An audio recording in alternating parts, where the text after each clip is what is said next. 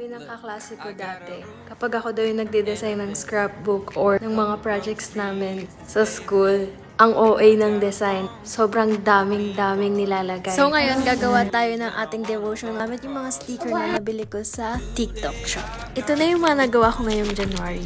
Let's make a new entry. Put Bible verse here, and then reflections. Let's write our Bible verse for today. Isaiah 45:5-6 and Romans 1:20-21.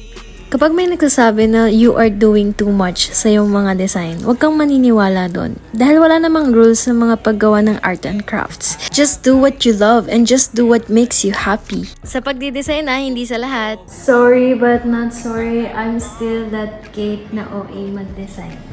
God bless and Ate Kate out. Bili na kayo! Eh, say bili na kayo. No. Why no?